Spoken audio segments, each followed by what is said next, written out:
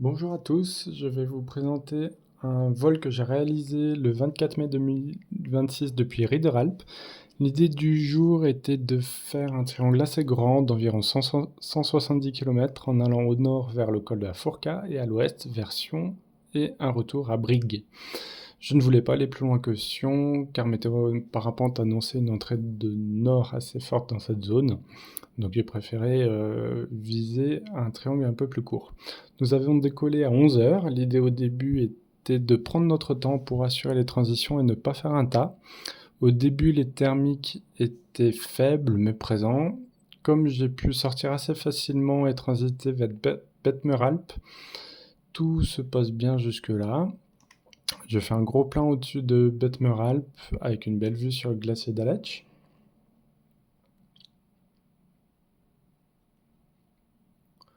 Je monte ici un tout petit peu plus de 3000 mètres d'altitude, ça porte assez bien.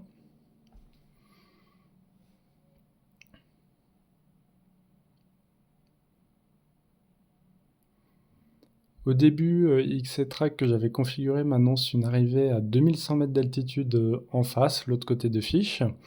Luca, pensant que ça ne sera pas suffisant et a raison, va s'arrêter à faire un plein intermédiaire au-dessus de Fiche. Moi, je continue et effectivement, j'arrive à une altitude de 2070 mètres, ce qui est trop bas pour pouvoir monter au-dessus de Belleval.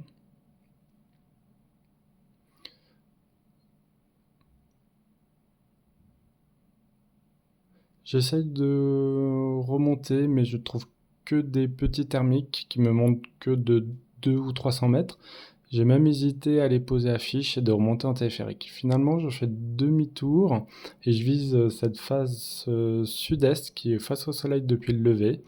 Et j'arrive à remonter cette fois-ci à 2600 mètres, qui sera suffisant pour transiter. Et étant nettement plus près pour cette deuxième tentative, j'arrive en face à 2300 mètres d'altitude, soit 200 mètres plus haut que lors du premier essai, ce qui est bien plus confortable. Bref, j'ai perdu 40 minutes en voulant en gagner 5. Je retrouve les thermiques pour rejoindre la crête qui va jusqu'au col de Grimsel. Une fois sur le cheminement, ça fonctionne très bien malgré le ciel bleu. Et j'apprends que Luca est bientôt au bout de la vallée. Il est convenu à ce moment-là qu'au moment où l'on se croise, je ferai demi-tour pour reprendre le vol ensemble.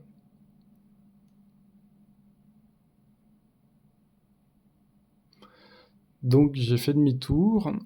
Là aussi, le début du retour se passe très bien jusqu'à arriver à la transition au-dessus de Fiche. Je suis 20 mètres plus bas que Luca.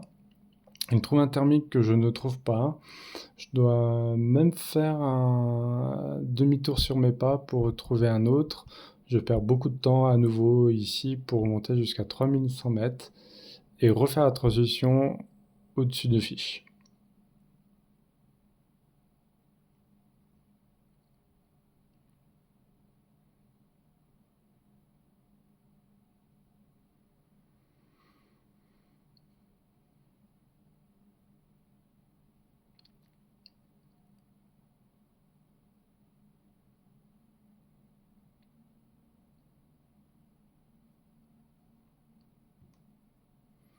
Donc là, je rejoins la crête au-dessus du glacier d'Aletsch. C'est toujours aussi magnifique.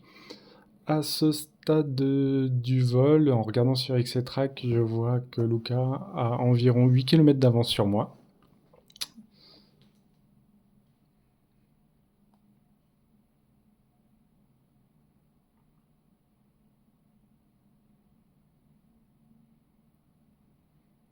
Donc là, je suis entre Betmeralp et Riederalp.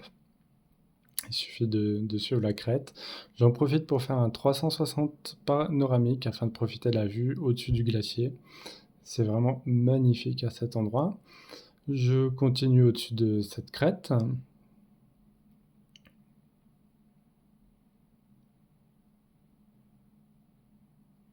Arrivé au bout, Luca m'a indiqué sur Zelo qu'il était parti à 3700 mètres d'altitude en trouvant un thermique fort et doux. Moi, je l'enroule jusqu'à 3500 mètres d'altitude et je transite vers la crête suivante. Cette partie de vol est assez simple, il suffit de suivre la ligne. Ça porte bien, il n'y a pas besoin d'aller dans le massif. Certains pilotes l'ont fait ce jour-là, moi je préfère rester dans cette zone-là qui porte très bien et toujours à finesse d'un terrain posable.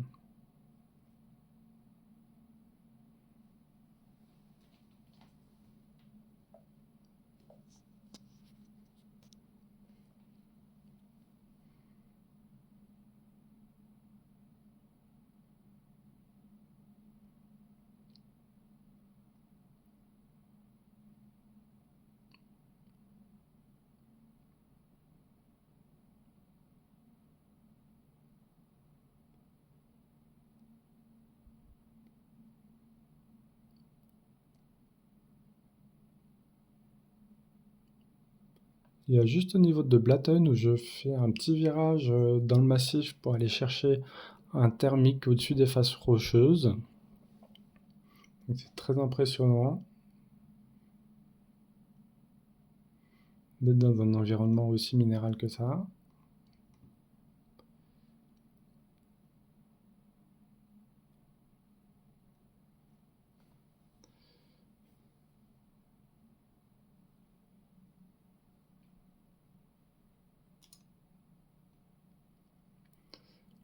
Je profite pour faire un 360 avec la caméra pour voir Blatten, donc le village qui a été enseveli il y a un an par une rupture du glacier, qu'on voit bien là. Ici, c'est un endroit qui a été très turbulent. J'arrive un peu sous le vent de la vallée, au niveau de Lèche-les-Bains.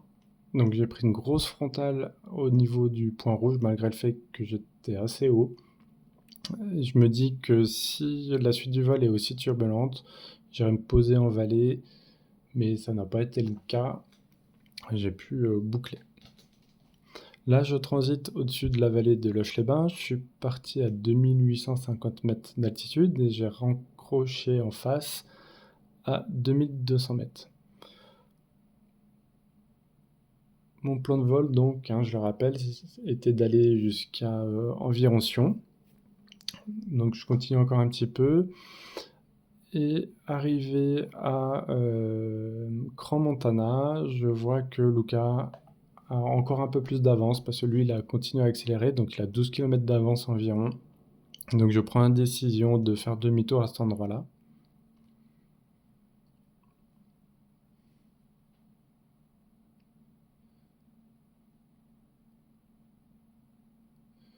Surtout qu'à Crans-Montana, je trouve un thermique qui me décale vers le sud à cause du vent du nord annoncé et présent. Donc ça me permet en plus de raccourcir la transition au-dessus de la vallée du Rhône. Et en plus, à cet endroit, je ne suis pas embêté par la TMA de l'aéroport de Sion qui est désactivé ce jour.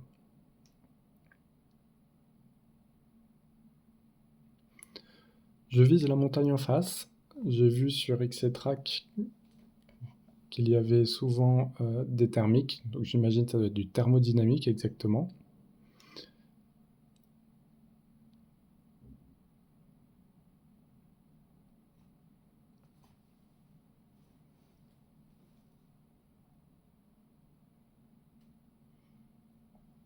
Donc je raccroche ici.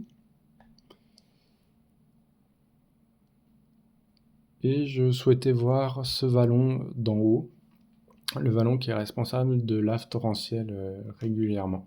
Donc c'est vraiment très très joli.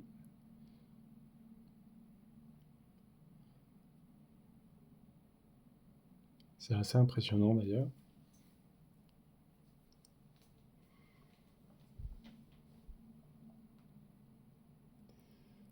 Voilà, donc il suffit de bien se positionner et puis ça remonte vraiment gentiment.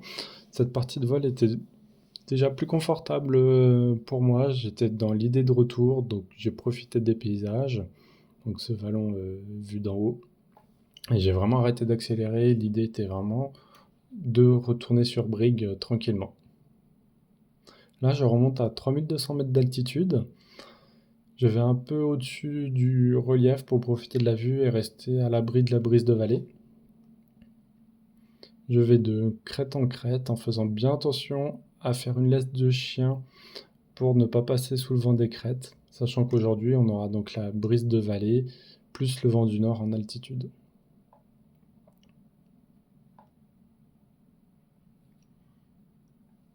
Donc la prochaine transition entre la crête rocheuse et celle en forêt juste après, je la commence à 2700 mètres et je raccroche à 2200 l'autre côté.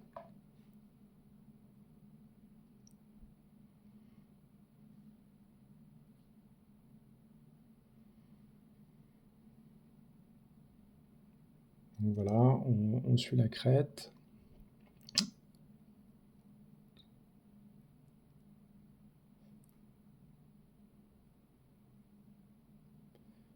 Donc à nouveau, je vise la crête qui remonte face à la brise en étant quasi sûr de retrouver du thermodynamique.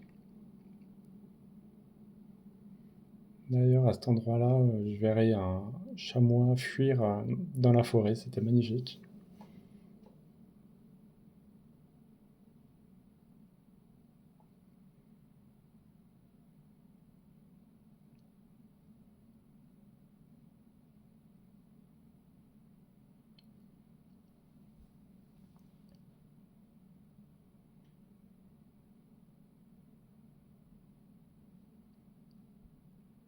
Donc une fois arrivé en haut de la crête, je continue.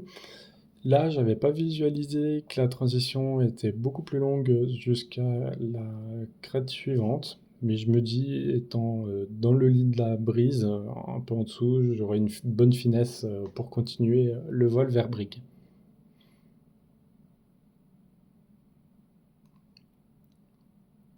Donc on a aperçu donc Viège en bout de vallée juste avant Brig, mon point d'aboutissement et d'atterrissage prévu. Donc là, je suis au-dessus de la petite station de Burchen.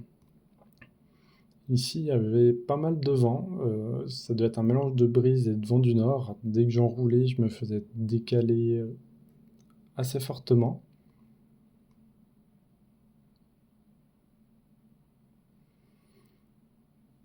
Et une fois que j'étais au-dessus de la crête, j'avançais vraiment pas vite à cet endroit-là. Donc de toute façon, j'avais des vaches possibles à ma droite, là, en fond de vallée. Et la crête que je visais après, j'étais sûr aussi d'avoir un thermodynamique à l'arrivée. Donc j'ai commencé cette transition à environ 2100 mètres et je suis arrivé en face à 1500 mètres.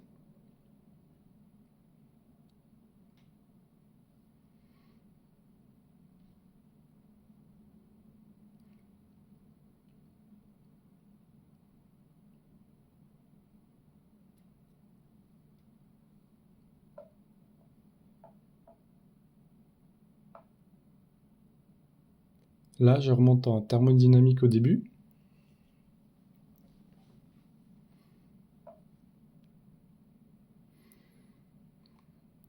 Et je remonte jusqu'à 2100 mètres en thermodynamique. Et après, je continue à monter un petit peu jusqu'aux antennes.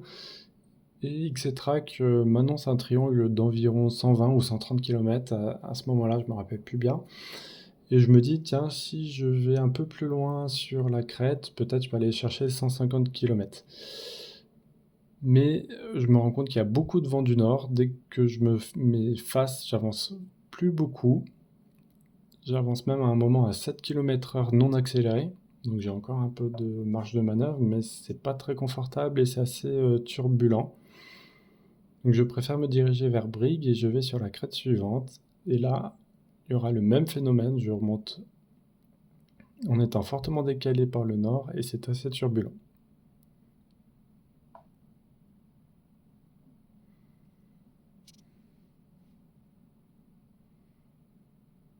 Donc je commence déjà à réfléchir un petit peu à mon atterrissage, en voulant me garder de l'énergie pour poser proprement. Donc quand je fais demi-tour, je regarde les balises sur Spotter et je vois qu'à Viège, il y a 25 à 30 km/h de vent. Donc je repère cet atterrissage qui est de l'autre côté de la vallée, en altitude, vallée un peu plus large, et il est fauché. Et là, le point rouge, c'est l'endroit où Luca a dû faire secours suite à une cascade d'incidents, suite à ces turbulences.